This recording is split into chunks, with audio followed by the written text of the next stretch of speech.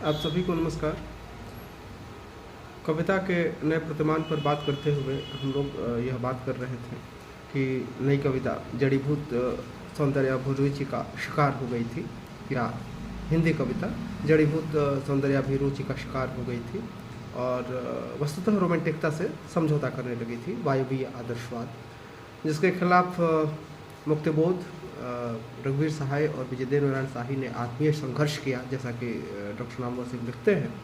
और सामाजिकता की खोई हुई ज़मीन जो नई कविता में खो गई थी, उसे इन्होंने उपलब्ध कराया और सामाजिक और राजनीतिक सरोकारों से कविता को लैस किया। प्रामाणिक अनुभूति को नारे की तरफ प्रयोग करना, दरअसल बार बार इसे प्रयोग करना कलावादी रुझान को ही दर्शाता है, और नए कवियों की जो ईमानदारी है वो शक के दायरे में आ जाती है।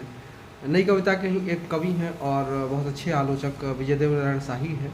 असमय काल कबलित हो गए और उन्होंने एक बहुत अच्छी पुस्तक लिखी है, जायसी पर संभवतः सबसे अच्छी पुस्तक विजयदेव नारायण शाही ने ही जायसी की आलोचना करते हुए लिखी है।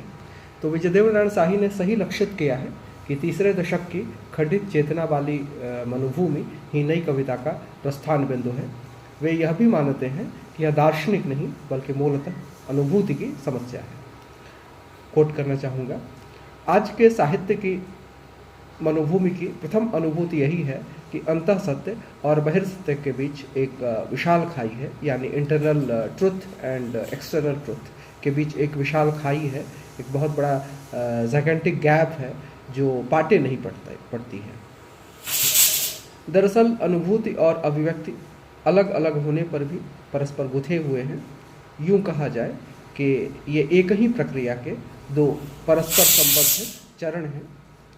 साहित्यकार रचनाशीलता के स्तर पर संघर्ष करता है, या उसे करना चाहिए।